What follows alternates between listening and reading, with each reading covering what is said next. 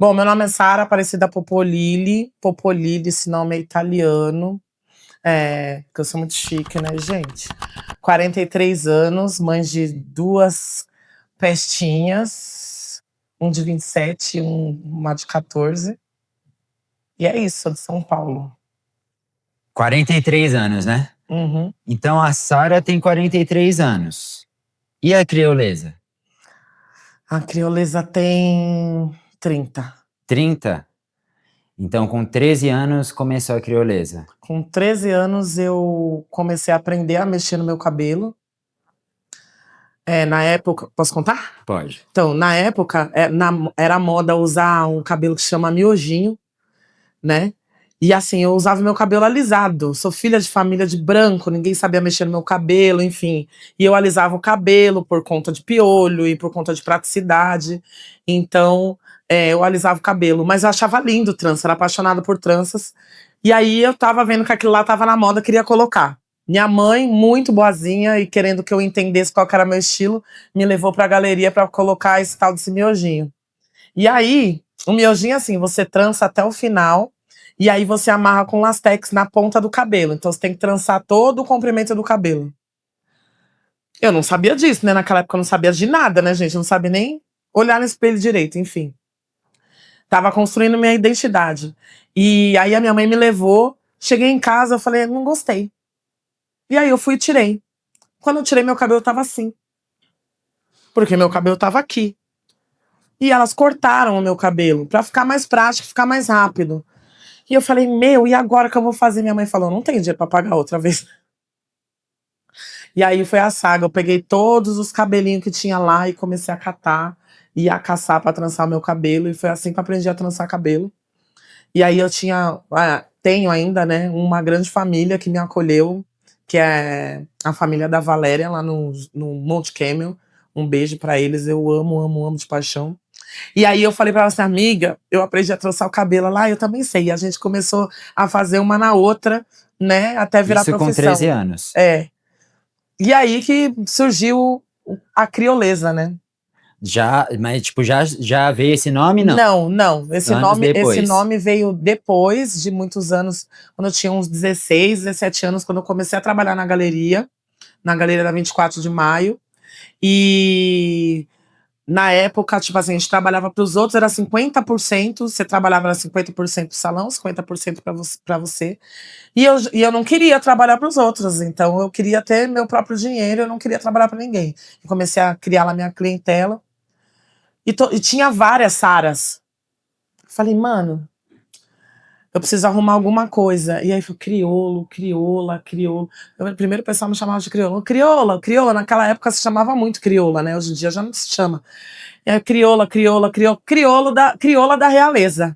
Por quê? Porque naquela época também começou a surgir esse lance do empoderamento, de orgulho, de ser negro e tudo mais. E se falava muito que o cabelo era nossa coroa, né? Então eu juntei crioula com realeza, virou crioleza, que virou o nome do meu salão.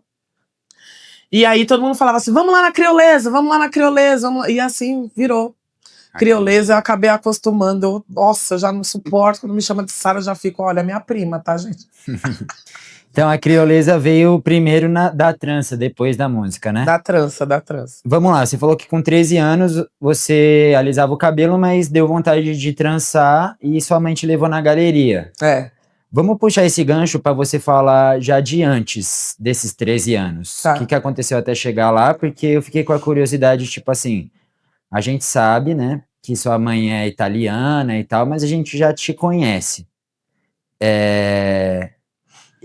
Ela já ia na galeria, assim? Ela foi por causa de você? Ela conhecia onde fazer trança, tudo? Ela já tinha contato com esse mundo afro ou veio através de você? Eu acho que o mundo afro veio através de mim. Eu acho que ela se permitia tanto querer me agradar e e me fazer me sentir abraçada. Eu passei por vários problemas na minha infância em questão da minha cor de pele.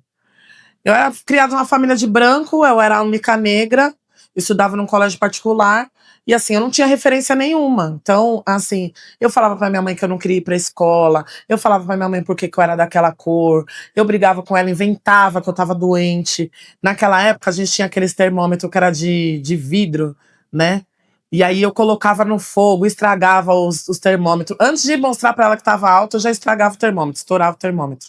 Então ela já sabia que era mentira, que eu não queria ir para a escola, né? Eu passei muito tempo com o trauma de ir para a escola, porque a minha irmã trabalhava no colégio, ela era secretária no colégio, e aí os outros falavam assim: ah, é a filha da empregada, é a filha da a empregada da Soraya, e sabe? Tipo, então rolava muito isso, e eu ficava muito chateada, não queria ir pra escola. Eu tinha muito problema com o meu cabelo também, porque o meu cabelo era muito crespo, assim, quando eu era pequena. Eu acho que, não sei, gente, se isso é normal, mas eu acho que eu era até um pouco mais escura do que eu sou hoje, assim. Eu vejo nas minhas fotos, eu acho que eu era um tom a mais, assim. E eu não sei se por conta do sol também, que eu vivia no sol o tempo inteiro, correndo pra lá e pra cá. E o meu cabelo era muito crespo. Como minha mãe não sabia mexer, ela sempre mantinha ele curto. Então, naquela época tinha aquele carrossel, tinha o Cirilo do carrossel. Foi a época que eu peguei piolho, minha mãe cortou meu cabelo bem curtinho e o pessoal me chamava de Cirilo. Ah, Cirilo, não sei o quê. Eu era magrelinha na época, hein? Ó, gente, acredita, eu era magrela. E aí, eu fiquei traumatizada com isso. Falei, não quero, não quero, não quero. E minha mãe tentando agradar, acho que ela caçou um jeito, eu não sei com quem que ela achou a galeria, que foi o dia que ela me levou e eu fiquei encantada com a galeria. Fui lá, fiz o cabelo. Aí depois não funcionou, depois eu coloquei as tranças de volta. E aí, como ela não sabia mexer no meu cabelo, e eu também não sabia mexer no meu cabelo, eu fui fazer um curso de cabeleireiro. Foi o primeiro curso que eu fui fazer. Foi no Instituto Ana Rosa. E aí eu peguei gosto de fazer cabelo. Eu aprendi a fazer escova. Naquela época era bobs, escova, bigodinho, alisante, permanente. Era isso. Ser cabeleireira era isso. E aí eu fui fazer meu primeiro curso lá. Lá eu conheci a filha de uma moça que tinha um salão muito próximo da minha casa, que era um salão afro. E aí eu acabei de me formar lá como cabeleireira.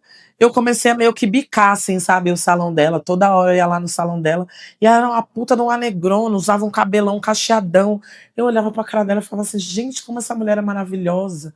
Ela tinha um, ela tinha um brilho, sabe, de tipo, eu sou maravilhosa. Ela usava a plaquinha do sou maravilhosa. E eu falava assim, gente, eu quero essa plaquinha também, entendeu? E eu comecei a andar com elas ali, e falando que queria trabalhar. Ela me colocou de auxiliar, só que ela era especialista em cabelo afro, né? E aí ela fazia alongamento, entrelaçamento, trança, e foi ali que eu me especializei. Trançando junto com ela, olhando, convivendo, queimando a cabeça dos outros, embolando o cabelo, e ela indo lá tentando passar um pano, porque ela via que eu gostava. E essa parte na escola, você falou que, tipo, sofria um bullying, um preconceito. Você estudou sempre na mesma escola? Ou foi trocando? A maior parte do tempo, desde o meu pré, eu sempre estudei na mesma Na escola, mesma até escola. a oitava série foi. Naquela época era a oitava série, não tinha nono ano. E aí, tipo, conta um pouquinho pra gente tentar dimensionar. Tipo assim, você era a única mina preta na sala, por exemplo, Eu era a única mina na preta da escola. escola. Depois, quando eu mudei de horário, eu encontrei uma outra moça, gente, vocês verem. Eu encontrei uma outra moça, a Isabela, que hoje é como se fosse minha irmã, a Candy. Inclusive, ela já veio fazer programa comigo, fazer um podcast, a gente fazer um debate. Ela é uma modelo plus size. E ela mora na rua da minha casa hoje. Ela é muito parceira minha, como se fosse minha irmã. Tudo que eu preciso, ela tá ali junto comigo. E ela tem uma história muito parecida com a minha. Ela é adotiva, com dois irmãos de sangue, né? Da família e tal. Quer dizer, um irmão de sangue, mais um outro irmão adotivo. Ela se dá bem com o irmão de sangue, mas não se dá bem com o irmão adotivo. Né? Amiga, desculpa, eu contei. E foi aí que eu fui me entendendo. Não, mas tem mais de mim aqui, sabe? Tipo, tem mais gente aqui. E aí, conforme foi passando o tempo, foi aparecendo um, foi aparecendo outro. Eu acho que eu participei muito dessa parte evolutiva da educação, onde o negro não tinha acesso à educação particular, sendo negro, e aí depois eu fui vendo se multiplicando, assim, sabe? Eu acho que eu demorei muito tempo para perceber. Eu acho que depois de muitos e muitos e muitos e muitos anos que eu fui perceber esses pequenos detalhes, sabe? Quando eu era criança, eu não sabia o que era o preconceito. Não sabia o porquê que aquilo me incomodava. Eu achava que era normal das pessoas. Achava que era uma coisa cotidiana, não era uma coisa específica comigo, né? Ou só porque eu era negra. Era porque as pessoas não gostavam de mim, entendeu? Não tava pegada na cor. Pra mim não fazia diferença, porque minha mãe sempre falava assim pra mim: ai, filha, eu pedi pro Papai do Céu que você viesse de chocolate. E eu era tão feliz com isso, assim, era uma coisa que me deixava lá pra cima, sabe? Eu ficava muito feliz com isso. Então, eu não ligava. E hoje em dia eu percebo, assim, hoje fazendo análise de toda a passagem, de quando eu era criança até hoje, eu consigo perceber quantas coisas eu passei, por tanto preconceito que eu passei, por tantos olhares maldosos, por tantas portas que fecharam, e eu não percebia. Eu simplesmente passava direto. Eu acho que isso é bem importante para mim, o jeito que eu fui criada, porque não me deixou chorar, sabe? E me deixou ter o feeling para poder ensinar para os meus filhos que eles são importantes de qualquer forma, entendeu? Então eles já cresceram como negros empoderados por conta disso, mas sem ter esse apego dolorido do preconceito. Não que não me doa, eu fico muito triste, mas eu não me permito. Hoje já não me permito, sabe? Porque lá na infância aquilo me doeu tanto que hoje eu me olho e falo assim: pra quê, gente? Pelo amor de Deus, mó negrona. Quero não. Então, tirando o trauma do preconceito, o que ficou de bom na lembrança da escola? Tipo, você tinha uma matéria favorita? Lembra de um professor, uma professora que você gostava? Eu lembro da professora Concília. Eu acho que essa é uma das vantagens que eu tive na escola particular, que a gente tinha aula de música. Então, no pré, a gente fazia. No prézinho, a gente fazia, construía instrumentos com coco, arroz, latinhas, caixinha de iogurte, enfim, a gente montava. A aula de música era montar coisa com sucata, enfim. E eu fui pegando gosto, né, com esses instrumentos de criança. Depois ela começou a ensinar flauta doce, eu aprendi a tocar flauta doce. E até hoje eu ainda tenho o sonho de aprender a flauta transversal, que eu acho maravilhosa, mas ainda não tive coragem de comprar uma, mas eu acho incrível. E aí, depois da flauta, chegou a época que era a época da fanfarra, tinha fanfarra na escola, né? E aí eu via o pessoal mais velho, assim, passando com as caixas eu não lembro o nome daquele instrumento, que é um barrigão, assim, eu achava maravilhoso, que amarra nas costas, assim, você fazia assim. E eu falei, eu vou entrar nessa fanfarra, eu vou entrar nessa fanfarra. E acabei entrando. Primeiro eu fazia as apresentações com flauta, a gente fazia. Era escola de freira, então a gente cantava, tocava o Pai Nosso, era Nossa Senhora. Aí na época a gente tocava aquela música do Ayrton Senna, tudo na flauta. Aí depois a gente foi pra fanfarra. E nessa época da fanfarra eu comecei a me apegar mais, comecei a sentir mais a vontade de cantar, entendeu? Que eu acho que foi quando eu tava ali com uns 10 anos, 12 anos, eu era grandona, então eu entrei na fanfarra porque eu era grande. A galera era tudo, tipo, mais velha, tinha 14, 15 anos, mas eu era muito alta. E aí, nessa época que eu fui pegando o gosto de cantar. E aí eu comecei a escutar algumas músicas e a escutar alto na escola, que foi onde as pessoas começaram a se aproximar de mim. pelo gosto musical, ou enfim, talvez por eu estar sendo um pouco mais despojada, já não estava ligando para nada. Eu estava tão, tipo, eu não tô nem aí para ninguém, eu já vou ter que vir, então eu vou me apegar em alguma coisa. Aí eu fui me apeguei na música.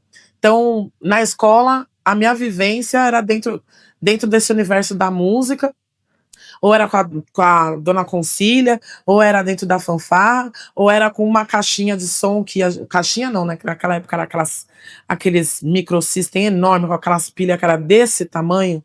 Minha mãe me matava, cada vez que eu ia usar, era 6 pilhas daquela gigante. Mas ela via que estava me fazendo bem, ela comprava para mim. Então eu sentava lá com a caixinha de som lá no canto, lá escutando minhas músicas, né? Era a época que, tipo, o axé tava muito em alta. A minha mãe sempre escutou muito sertanejo, mas o axé tava muito em alta. Eu escutava muita Daniela Mercury, e axé em geral, assim. Então eu sentava lá no meu canto, na quadra lá, eu sentava lá no meu canto, ficava lá escutando meu som, e as pessoas começaram a se aproximar de mim por conta da música, sabe? E aí isso me empoderou dentro da escola e falou, peraí que eu sou poderosa, né? As freiras ficavam muito putas da vida. A minha irmã falava que eu arrastava, você tem que colocar esse som mais baixo, enfim. Mas foi assim que eu consegui superar o preconceito na escola. Foi uma fase muito feliz para mim, mesmo com todos esses momentos de preconceito que não me tocavam do jeito que me tocam hoje, porque eu não sabia que era preconceito, mas eu fui muito feliz na época da escola. Tenho várias memórias, tenho amigos ainda que eu convivo desse colégio particular, que me seguem e que trocam ideia comigo e falam, porra, negrona, você virou uma negrona. E dessa época aí, o que você gostava de cantar? Você falou da axé. Puta, gostava de cantar aquela assim. Vou dar a volta no mundo, eu vou ver o mundo girar, mas eu só saio daqui quando o coral nego passar.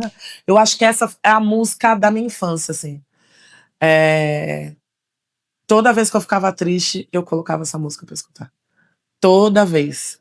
O Canto dessa Cidade, Daniela Mercury, Olodum.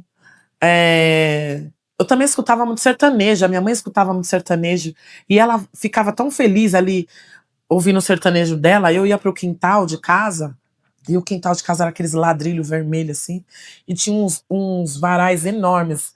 Então eu fazia uma casinha lá com um monte de coberta e ficava ali o dia inteiro fazendo piquenique, escutando e cantando no quintal. Minha mãe falava assim pra mim, filha, você vai ser artista um dia. Filha, você vai... Imagina! Ela falou, filha, você canta bem, você canta bem, você canta bem. Meu pai ficava puto da vida, porque eu cantava alto pra caramba.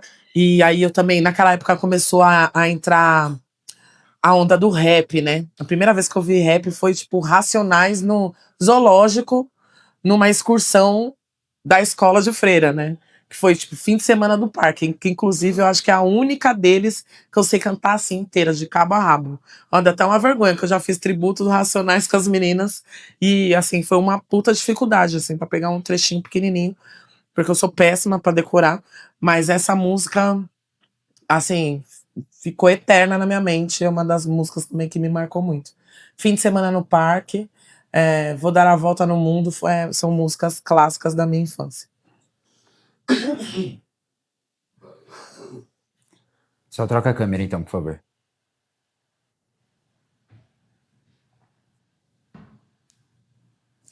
Então, como é que foi a...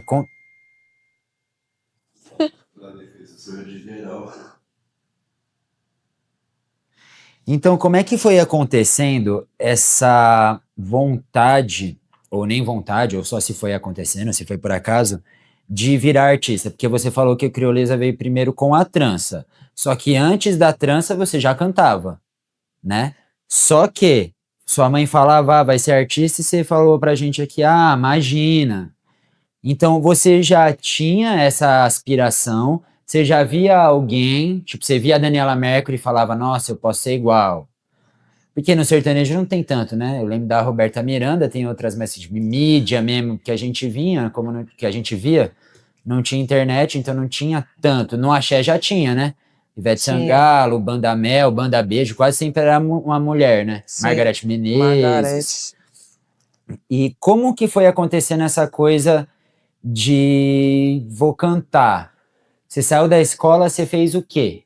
Então, Porque eu antes, fui pra galeria. antes de você acabar a escola, você já estava fazendo trança, pelo jeito aqui. Eu já estava fazendo, mas eu estava fazendo em casa, né? Tava terminando de estudar e tava fazendo em casa. E depois eu comecei a frequentar a galeria, né? Eu lembro de um dia que alguém me chamou, falou, vamos dar uma volta e tal, e eu acabei caindo ali na galeria. Minto.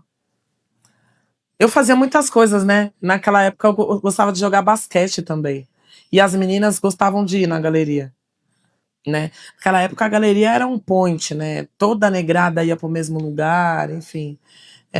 Ia de manhã, só voltava de noite. E existiam vários rolezinhos ali, tudo próximo ali da galeria. Enfim, era o local das tranças, era o local de gente estilosa. E eu me encontrei ali. Eu vou ver a galera. Era o lugar onde eu conseguia achar gente que era igual eu, sabe? Então, eu comecei a frequentar lá e comecei a trançar. Mas eu nunca parei para pensar em ser artista. Pra mim, eu só fazia trança ali e cantava junto com o rádio. Ali, quando eu tava com uns 16, uns 16 anos, meu filho tava com 1 ano. Eu conheci, 1 ano não, com 14 para 15, eu conheci uma galera que fazia rap na quebrada. Trevo, Tina, enfim. Você, com 14. Eu conheci eles na rua, ali, né? Aquela coisa de adolescente, vai sentar na pracinha, toma alguma coisa, enfim, ficar batendo papo, batendo violão. E aí eu conheci eles e comecei a achar incrível. Nossa, eles rimam pra caramba. Eles falam um monte de palavra em menos de 1 minuto. Gente, que doideira. Que isso? E aí, nessa época, surgiu o álbum Refugee. É o Refugee Camp? Acho que é Refugee Camp do The Fugees. Foi o primeiro álbum do The Fugees, eu não lembro se é Refugee Camp. Surgiu o primeiro álbum, e nessa época também surgiu a época que, tipo, todo mundo tava comprando aqueles aparelhinhos de CD, né, assim. Discman. Ou era Discman ou era aqueles microsystem pequenininho de CD. E aí a minha irmã me deu um sonzinho daquele de colocar o CD. E ela perguntou, qual que é o primeiro CD que você quer? E eu pedi 3. Eu pedi um da Daniela Mercury, pedi um do Fugees e pedi um do Catinguelê, que era No Compasso do Criador. Foi isso, No Compasso do Criador. Foram meus primeiros 3 CDs, né? Depois do vinil, né? No vinil eu tinha Daniela Mercury, Olodum, Espaço Rap, que tinha em vinil. Meu pai ficava louco de ódio, nossa. Ele sentava, cruzava a perna, o cigarrinho dele, tira essa porcaria. Ficava puto.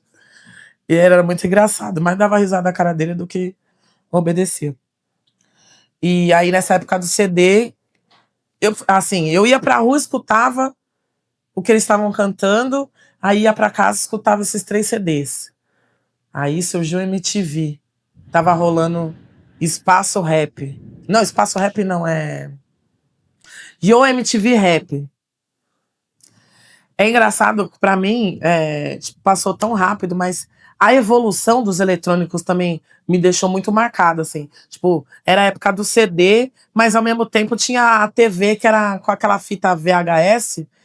E aí, tipo, minha irmã adorava a modernidade. Aí ela comprou uma TV que era com o gravador do VHS embaixo. Nossa, eu já tomei de assalto, falei, vai pro meu quarto. Então, assim, a minha vida girava entre ficar em casa e gravar as fitas, com vários clipes da MTV, eu passava horas, passava a madrugada inteira assistindo Yo MTV Rap e outros, passava vídeos aleatórios de madrugada, e assim eu fui aprendendo, eu me apaixonei pelo rap. Mas assim, a paixão da minha vida também é engraçado, né, como Deus Trabalha, um dos rappers que eu mais amei na vida foi o Notorious. Depois fui ter um Big Z. Então, Notorious, Big. Eu nunca fui muito fã de Tupac. Mas assim, Notorious Big e Busta Rhymes pra mim, tipo, era tudo. Sabe? Pra mim, porque eu gostava do diferente. Eu queria ver gente diferente. Queria ver gente diferente produzindo. E isso não existia na minha mente essa resposta. Mas inconscientemente eu gostava de conviver com o diferente. Sabe? Acho que todo aquele desafio de só ter eu lá diferente me fez gostar de conviver com gente diferente. Então, assim, eu não gosto muito de conviver com gente normal, não. Eu gosto de conviver com gente diferente, com gente confusa, com gente que tem dúvida, com gente que fala, com gente que expressa. E aí que eu peguei essa paixão pelo rap. Os meninos, vamos cantar, vamos. Eu ia pro palco, eu ficava assim, aqui tava o palco, eu ficava lá no cantinho. E aí eu conheci o tio Johnny, que era parceiro dos meninos do Fatos de Periferia, que depois virou Natural Style e que hoje é Biongo da Vibe. E aí eles formaram uma posse, que era a Posse Rimadores de Estilo. Aí tinha Fatos de Periferia, tinha... Não era Almas Errantes na época, era Almas Errantes, não lembro se era Almas Errantes, e tinha um manifesto, que era o Marão e o Gleison, o Despertador. Então era a única mana da banca, e aí, tipo, eu sempre ficava lá nos os e as, mas eu não sabia rimar. Até ali eu não sabia rimar. Aí um belo dia eu falei, meu, o que é? Só eu que não falo nada, eu fico subindo no palco, não falo nada. Vou escrever. E é engraçado, eu acho que é uma das letras que o pessoal mais lembra, que é um rap. É um rap assim. Não, como é que é? Não há explicação para não há explicação para discriminação e justiça. Governo com dinheiro no bolso, negros mortos à vista. A morte de zumbi não adiantou de nada. Eu falando na letra, né? Os meninos tudo lembram a letra, não sei rimar nem a primeira. Vira e mexe, quando a gente se encontra, porque todos são amigos meus até hoje, a gente fala sobre os raps antigos e eles falam dessa música. E daí que eu fui, mas eu acho que eu posso, hein? Aí eu comecei a me desafiar, sabe? Me desafiar, assim. Mas sempre foi muito na brincadeira, até a gente cantar no Itaú Cultural, na Paulista, por convite de um conhecido nosso. E aí eu falei, nossa, mas que lugar legal, né? Tinha aquelas máquinas de cappuccino que eu nunca tinha visto, né? E aquela mesa lotada de comida. Não, isso daqui é para vocês, artistas. Oi? Sabe? E aí foi caindo a ficha. Nossa, eu gosto de ser tratada assim. Eu quero. E assim, com o tempo, eu fui estudando e pensando como faria, até o meu filho vir e falar para mim que tava fazendo um rap, que tava participando da batalha. Isso mais ou menos nessa época do Itaú Cultural, ou não? Não, aí se passou alguns anos. Se passaram alguns anos. Aí, quando ele começou nas batalhas, acho que foi com o quê? Com uns 14 anos? 14? Com uns 14 anos ele já. Quando ele veio falar pra mim, pra você ver, ó, como demorou pra eu entender, né? Eu ia, aí eu cantava, às vezes eu ia num grupinho de samba, fazia backing, aí eu ia num grupinho de samba rock, fazia backing, mas eu levava muito, vamos lá fazer, vamos lá fazer, vamos lá fazer, vamos. E nunca parei pra pensar que isso poderia ser uma fonte de renda, que poderia ser um caminho pra mim. E aí, quando ele veio falar, eu chorei, falei, gente, meu filho tá fazendo rap, não acredito. Ai, que emoção. E aí, ele montou uma formação, aí eu já me interessei mais. Eu falei, peraí, eu quero participar também. Isso daqui é meu, isso veio do meu sangue. Isso aqui é meu, eu quero ver. E aí eu comecei a frequentar, mas nada dava certo com ele, nada dava certo. Ele montava com um, não dava, ele montava com o outro, não dava. Então, um belo dia eu falei, vamos cantar eu e você. O que você tem aí? Aí ele começou a mostrar as letras, eu falei, meu filho, gente, é um gênio. O bicho escreve bem. né? E aí que eu fui começando a pensar de cantar. Ele me incentivava, a gente sentava, escrevia, fazia várias resenhas, e aí foi se aproximando mais pessoas, gostando desse movimento meu e dele, e foram, vai, faz, vai, grava. E assim a gente enrolou, acho que pelo menos mais uns 5 anos para gravar Banho de Sal, que foi a primeira música que a gente cantou junto, que saiu no meu primeiro EP. Primeiro e único EP, por enquanto, hein? Porque esse ano sai. Esse ano, lá ele. Esse ano sai outro. Legal, você deu um saltão aí, né, agora, do Big te falar com 14 anos que fazia rap até o primeiro CD, né? Foi. Primeiro CD foi agora. Foi agora há pouco. Faz o quê? Uns 3 anos? Nesse meio tempo aí, você falou, eu ia cantando, eu ia aqui, eu ia ali, mas o que que aconteceu para você conseguir gravar o seu CD aqui agora, anos atrás? Por exemplo, eu já tive na Globo já, lá no programa Encontro, né? Foi encontro com Patrícia Poeta. Tá, meu bem! Como aconteceram essas coisas? Assim, eu percebo muito que você virou uma espécie de referência aqui na Quebrada. Muita gente te conhece. Como isso foi acontecendo? Se você só veio lançar um CD agora. Eu acho, aliás, eu acho que quem tem humildade vai em todo lugar. E eu sempre fui muito humilde, assim, sabe? As pessoas sempre falavam, pô, você canta pra caramba. E eu sempre falei, não, cara. Mas sempre foi muito despretensioso, sabe? Da minha parte. E as pessoas me chamavam para ir nos lugares, eu ia. Eu sempre fui muito rueira, eu sempre fui muito da festa. Então eu sempre andei em vários lugares. Vamos. Assim, eu acho que eu tenho. Assim, da antiga, dos rappers antigos aqui do Paraisópolis, eu tenho pelo menos um refrão com todos. Todos os rappers que são da antiga, assim, que são da minha época, gravaram um som comigo. Então, acho que isso fez eu ir me movimentando e trazendo essa responsa para mim sem entender, entendeu? Eu acho que eu demorei muito para entender qual era a responsabilidade de ser uma das principais vozes femininas do Paraisópolis, entendeu? Eu não tava entendendo. Para mim, eu só tava cantando, entendeu? Até eu sentar e começar a prestar atenção na letra. Peraí, gente, mas eu tô só cantando? Mas isso tá me representando também, né? E isso veio com Dinadi, na época que a gente fez tanto show assim, eu sem entender nada, com tanta gente legal. Ó, eu fazia o cabelo do Tio Fresh. No dia que eu tava fazendo o cabelo do Tio Fresh, o Sabotagem morreu. Ele tava na minha casa. E a gente trocando várias ideias. Ele saiu correndo pra saber o que tinha acontecido. Eu conhecia muita gente do cenário e não tava nem aí. Tava nem aí.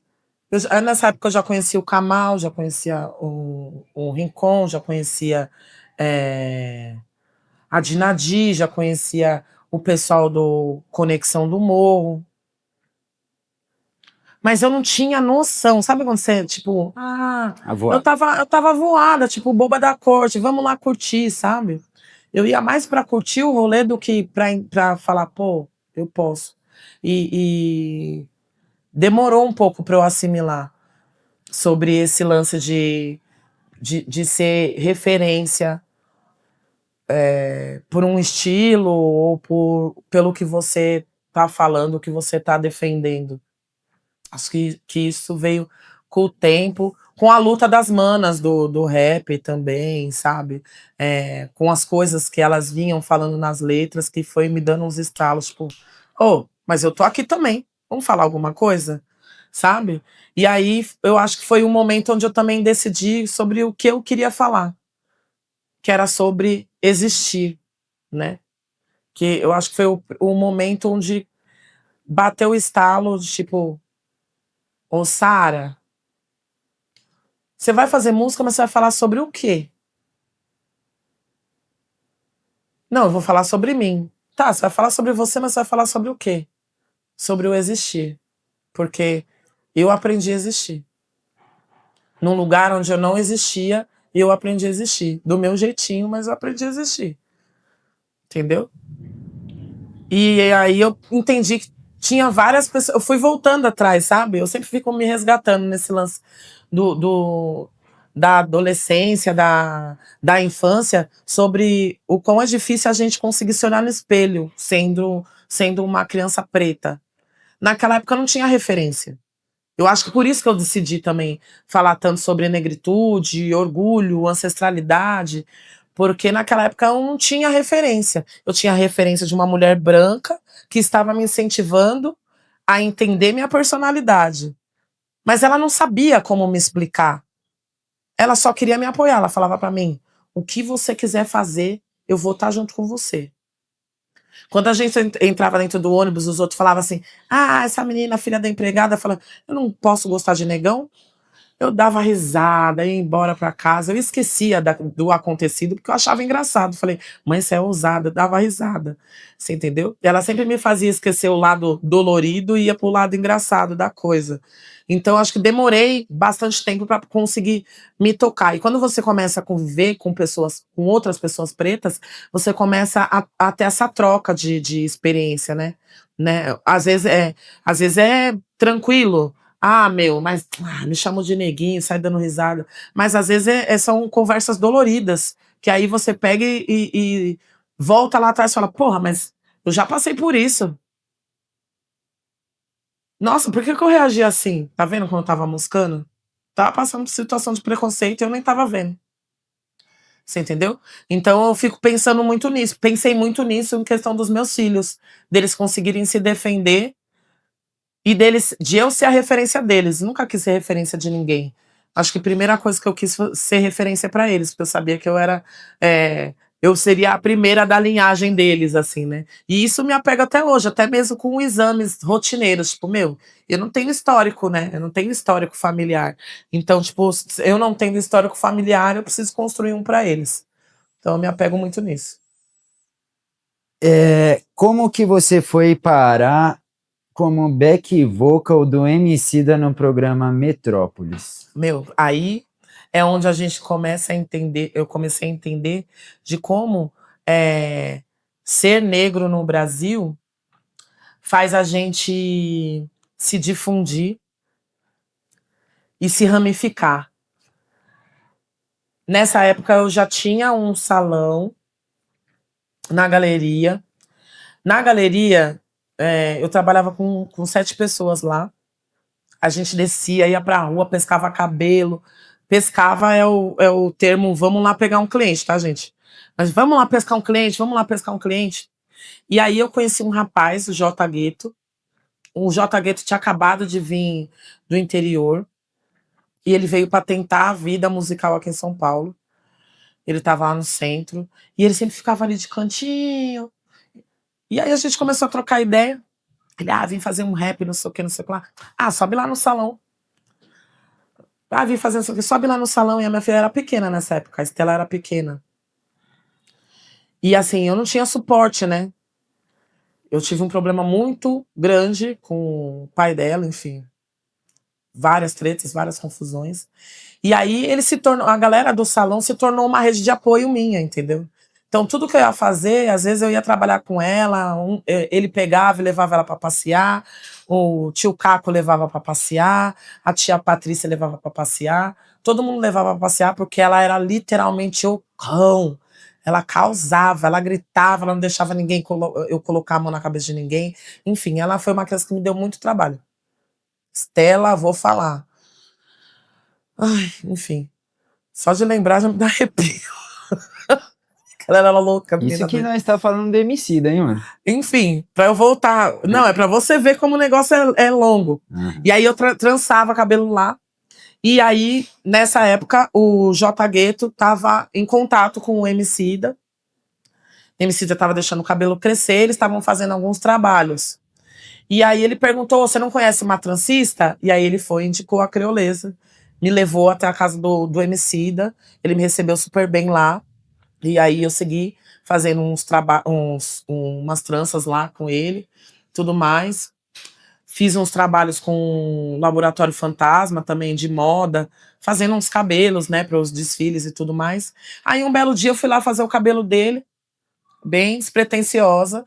Aí ele falou assim: já terminou? Já. Vamos lá no banco lá rapidinho que eu vou sacar o dinheiro. Aí a gente saiu, ele morava lá na Zona Norte. Aí a gente saiu, fomos andando até no banco. Aí ele olhou pra minha cara: você vai fazer o que agora? Eu falei: nada, por quê? Ele, vamos gravar um programa lá na Cultura? Eu falei: sério? Vamos lá. Eu falei: sério? É, o J Gueto vai estar lá também. Eu falei: ah, já tô num lugar mais tranquilo, vamos aí. Nem sabia a música.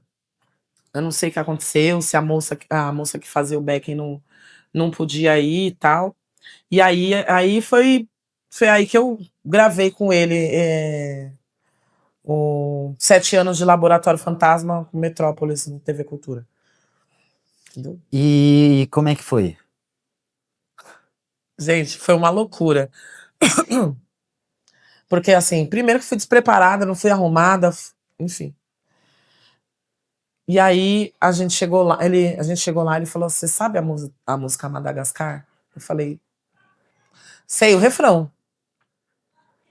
Tá bom. Mas eu tava, tipo, congelada. Congelada.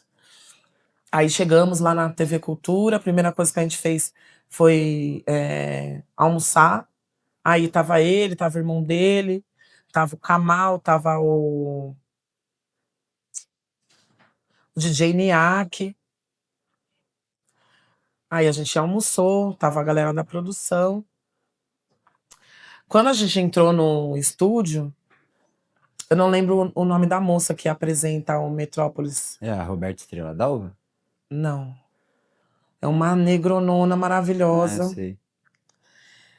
E aí foi outro ponto onde, tipo, porra, velho, será que um dia eu consigo fazer isso? Porque ela entrou com uma desenvoltura, assim, e aí tinha um teleprompter, e assim, enorme. Mas era enorme, era um telão gigante na frente, assim. Ela olhou pra gente, falou oi e tal, a gente já tava ali posicionado, e ela olhou pra gente assim: eu sou fã dessa mulher. Eu olhei, ela olhou pro teleprompter, leu as 3 primeiras linhas, falou: pode desligar. Eu fiquei assim, tipo, que isso, gente? Que experiência é essa? Enfim, aí ela apresentou na uma desenvoltura, ele falou sobre os 7 anos do Laboratório Fantasma e tal, conversaram um pouco, e aí ele levantou lá para fazer a apresentação. Eu dura estava, dura eu continuei. Vocês podem ver no vídeo, eu tava assim, tipo, noite de Madagascar. Sim, meio durinha, né? Tipo, tomara que eu não erre, tomara que, né, entregue bem. Enfim, gravamos. E aí foi engraçado nesse dia que depois eu cheguei em casa, tava meu filho, tava todo mundo em casa. E aí tava passando na TV, aí meu filho falou: vem ver, mãe, vem ver, vó, vem ver. Vem ver a mãe aqui na TV. Ela olhou pra mim, olhou pra TV e falou: ué, mas como você tá aí, você tá aqui? Ela não entendendo, né, tipo, o que que tava rolando. E foi divertido. E ao mesmo tempo foi pra mim um orgulho, né, porque ela foi a primeira pessoa a falar que eu iria ser uma artista, e mesmo inconscientemente, assim, ela não pôde seguir muito do que veio acontecer depois, mas eu realmente, dali eu consegui entender que eu poderia seguir em frente no caminho da música, sabe? Com incentivo de muita gente também, viu? Com incentivo de muita gente, assim, tipo, vai, vai. Não, não vou, vai, vai, vai, só tenta, sabe? Sempre fui muito despretensiosa quanto a isso. Eu acho que a minha carreira musical começou lá atrás com um aprendizado, mas acho que faz uns 5 anos, assim, que eu fui me tocar que dava para eu cantar e escrever, enfim. Fui aprender a compor com o Big, entendeu? Fui aprender a compor com o Big e hoje consigo trabalhar com composição também, mas não foi fácil, não. O bagulho foi louco. Criou, o que você acha do seu trabalho? De qual deles?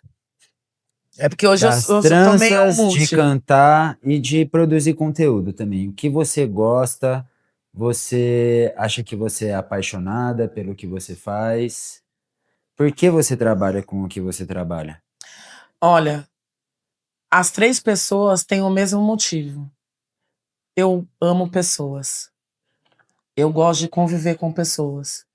Eu quero ter a experiência de ver uma pessoa com muito dinheiro e conviver com uma pessoa que não tem nada e poder abraçar as 2 da mesma forma.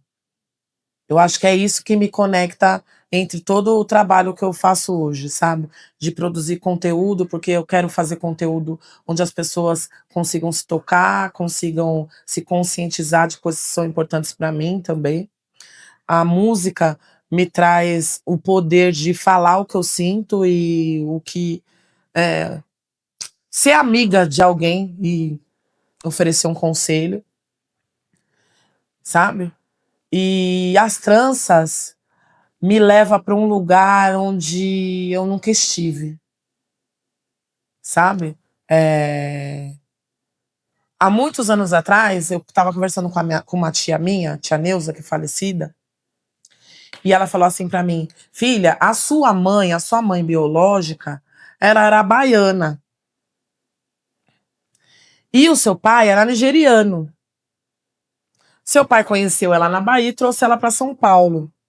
Chegou aqui em São Paulo, ela viciou nas coisinhas ilícitas e conseguiu assumir que não podia te criar. E aí acabou conhecendo a sua mãe, né? Dona Valquíria, meu amor da minha vida.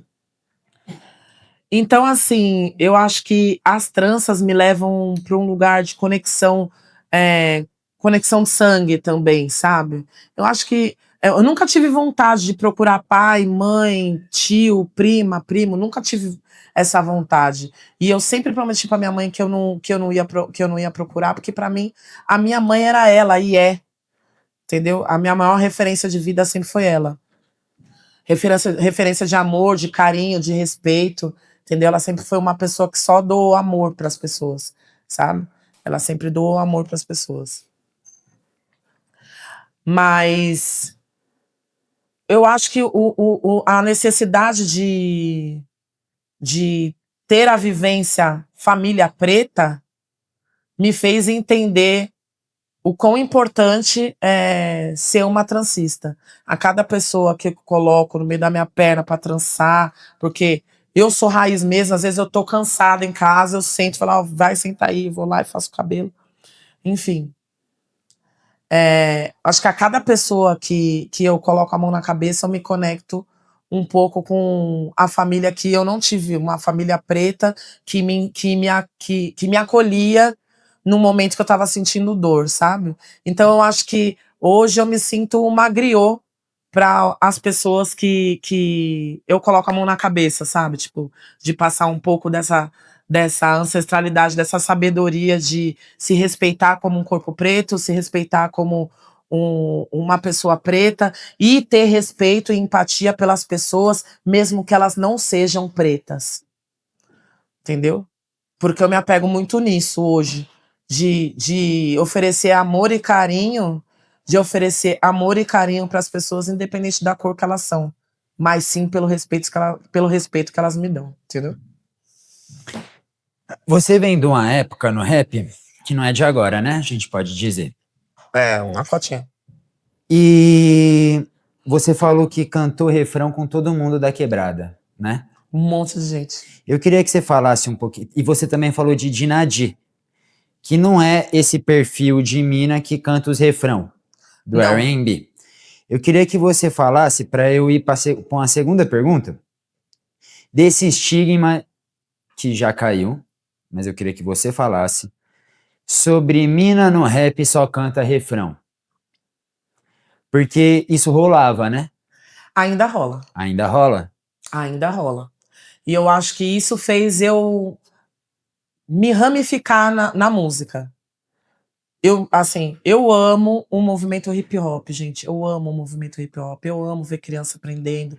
Eu amo o break, eu amo o grafite. Enfim, eu amo. Eu amo essa vivência, sabe? Das movimentações, dos coletivos. Eu amo. Mas, para mim, como cantora, Eu nunca fui vista inserida no rap. Os outros perguntam, Sara, você é rapper? Eu não sou rapper, eu canto. Entendeu? Eu gosto de estar dentro do universo do rap, dentro do movimento hip hop. E aí eu falo, eu sigo em frente, assim, tipo, Dina Di, Lauren Priscila, enfim, e outras mais cantoras e rappers que vêm falando sobre realidade, sobre vivência, rimando na música, pra galera do rap, e não desmereço, eu acho elas maravilhosas. Você entende? Mas assim, eu já vi muitas manas que passaram anos esperando a oportunidade de cantar uma música inteira com o grupo e nunca chegou a ter a oportunidade porque os caras achavam que ela só podia fazer o refrão, entendeu? E aí é desse movimento que eu consegui entender, tipo, como que eu vou construir um estilo, um estilo meu que eu possa cantar e eu possa estar também dentro do movimento sem depender de nenhum homem me chamar para cantar. Você entendeu? Hoje sou eu quem chama os homens para cantar junto comigo.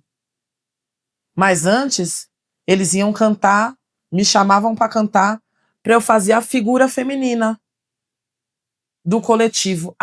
Somos inclusivos. E isso acontece até hoje. Muitas das vezes, e muitas mulheres que cantam rap vão concordar comigo, que mesmo as manas que rimam, inclusive as renomadas, as manas que são renomadas dentro do rolê, muitas vezes a gente tá se apresentando e nego vira as costas, que é a hora de tomar água, é a hora de bolar um beck, é a hora de fumar. Mas eles não têm o respeito de parar na frente e falar, eu vou escutar o que as mulheres têm para falar. E aí, como a gente vem num caminho, principalmente em questão de letra, onde a gente está falando sobre feminicídio, abuso psicológico, a revolta que as mulheres têm, você entendeu?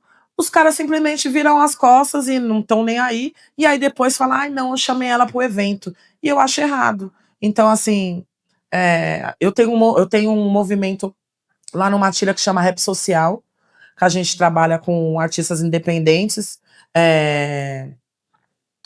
trazendo eles para dentro desse rolê. E aí toda a arrecadação que a gente faz, a gente separa para uma pessoa específica, que está num momento de apuro, né? E eu vejo muito isso acontecer lá. Tanto que eu falei pro parceiro que trabalha comigo, o Ramon Alves, falei, é muito difícil a gente chamar mulheres, porque é a hora, ou a gente coloca elas, a gente tem que usar a estratégia para colocar elas bem no meio do evento, onde o público ainda está lá, ou se não, ninguém vê ela cantar, porque eles simplesmente viram as costas, vão lá fumar, deixa ela cantando sozinha, sabe? Então, assim, está rolando um movimento mentiroso dentro do movimento hip hop, dentro do rap, onde eles dizem que as mulheres são bem-vindas. Tá, bem-vinda é o caralho. Tem meia dúzia, tem o Realidade Cruel, que tem a Tuca Leles, que canta e rima, entendeu? Tem mais meia dúzia mas é bem recebido porque tá abraçado aqui, ó, com um monte de cara. E se a gente abrir aqui o leque e colocar lá sozinha, você vai parar pra escutar o que ela tem pra dizer? Então, assim, eu acho que é um... não, porque é inclusivo, porque as mulheres são as brabas. São as brabas o cacete, pra colocar no flyer. Pra dizer que colocou mulher. Ou pra entrar dentro de um edital. Vou colocar uma mulher no edital.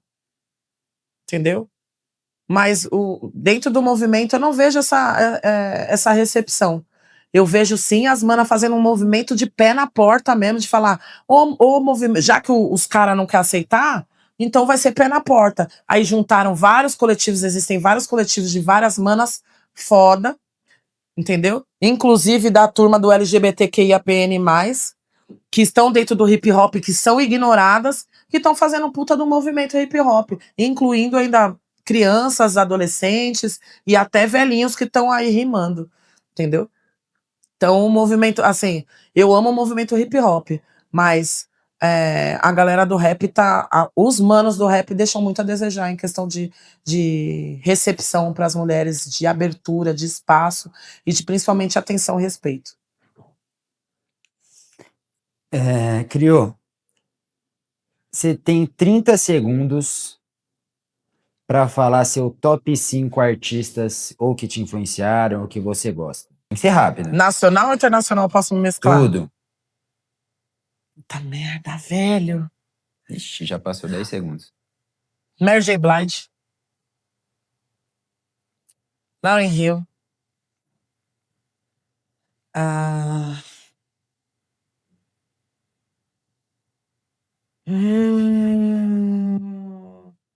Laura Priscila.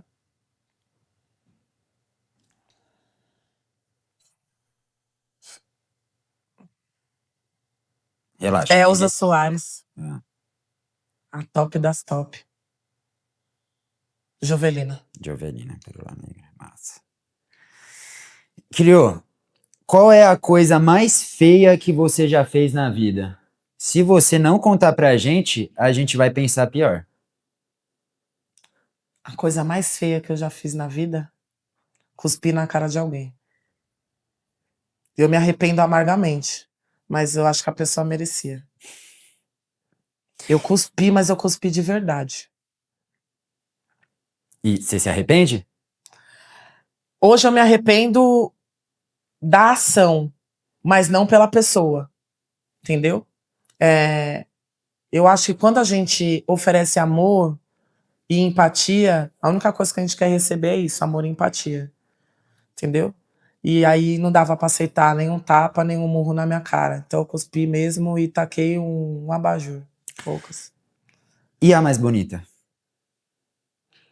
A coisa mais bonita que eu já fiz na minha vida, eu acho que a coisa que eu mais faço na vida é amar as pessoas. Amar as pessoas. Amar as pessoas. De verdade. Amar, porque amar, é fácil a gente amar. Eu olhando seu tênis, eu olhando sua blusa, eu olhando seu cabelo. É fácil.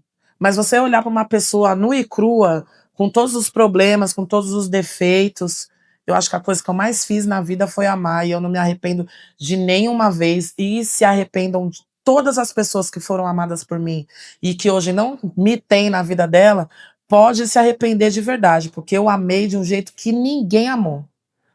Porque eu não julgo. Você quer dar algum exemplo? Uma coisa que você lembra, tipo assim, caramba, isso aqui... Putz! Não sei se eu... Foram tantas vezes. Tantas vezes. Mas vamos lá, vamos num exemplo simples, para eu também não dramatizar, e, enfim. Eu acho que ensinar uma profissão para alguém é um movimento de amor. E aí eu ensinei uma mana a fazer cabelo. E ela me enganou na fase que eu tava mais precisando dela, assim. Tava numa fase, assim, muito difícil, muito delicada. Acho que foi a fase mais delicada da minha vida. E eu precisava trabalhar. E ela roubava meus clientes. Então, transistas, não roubem os clientes das parceirinhas, se neguem. Isso é uma coisa que eu não faço. A maioria das meninas, minhas amigas, ó, Valéria, Aline, Patrícia, Amanda, Rúbia, tem um monte de transistas assim, mas eu nunca tive coragem de roubar cliente de ninguém. E ainda falo, ó, se é cliente dela, você fica lá, hein? Você já falou pra ela que você vai fazer o cabelo comigo? Porque eu não quero ter problema. Porque vou te falar uma coisa, acho que uma das coisas mais difíceis na vida é você conseguir pagar todas as suas contas e você conseguir fazer a felicidade dos seus filhos trabalhando de dentro de casa. E uma transista consegue. Entendeu? É papo de respeitar mesmo. Qual é seu maior defeito, Criou?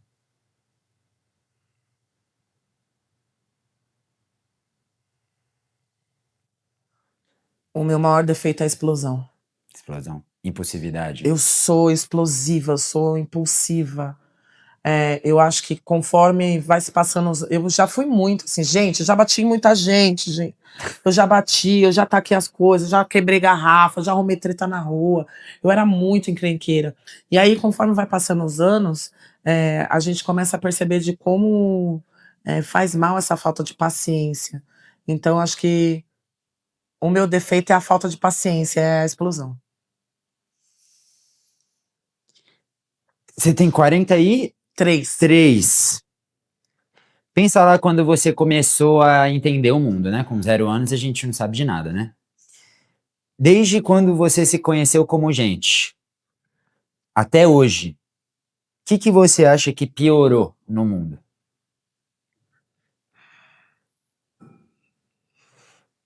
A inflação?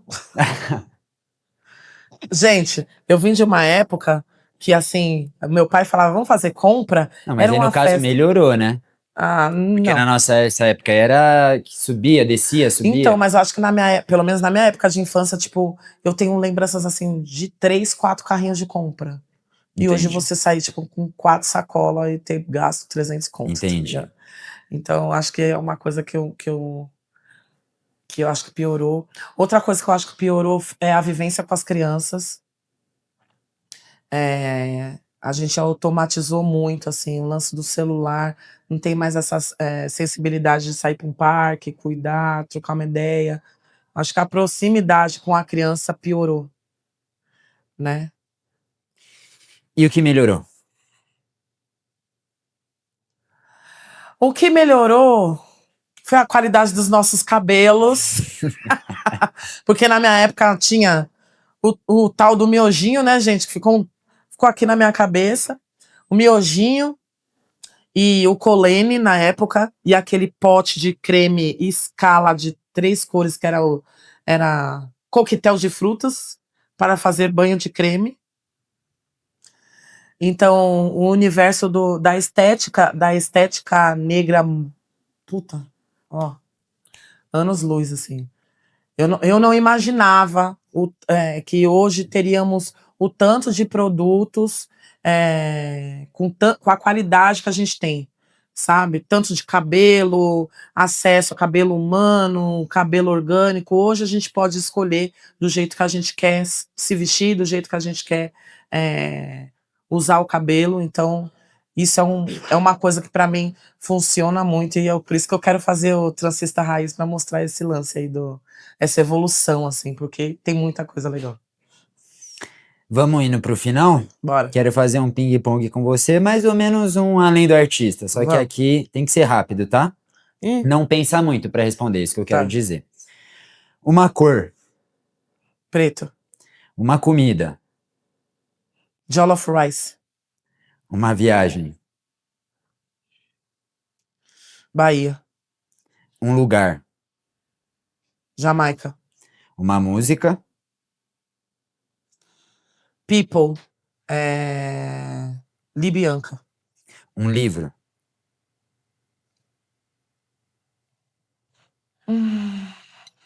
Aonde você está? É Marisa Lins. Uma personalidade, Elza Soares. um programa, Altas horas. Adoro, gente, adoro. Todo mundo pode criticar, mas eu adoro aquele cara. Eu adoro ele, sabe? Acho que às vezes não é nem o pessoal, mas eu gosto dele. Eu vejo, ele é um cara autêntico. da hora. Um filme, Aonde está o meu coração? Ah, não, é uma série. tá, então uma série e um filme agora. Hum.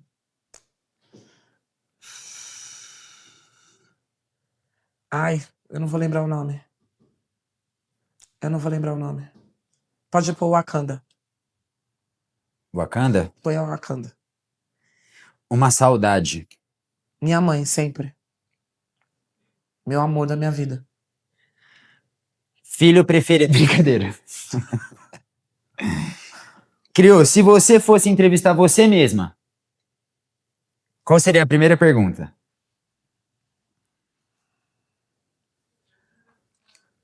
Tá contente com tudo que você viveu? Pode responder. Eu tô.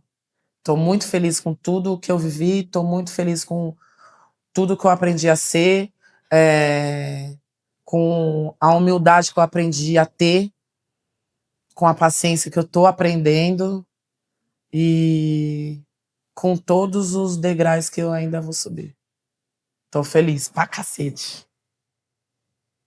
É E isso. que Deus me permita viver mais uns aninhos, né, gente? Mais vários, né? É sobre isso.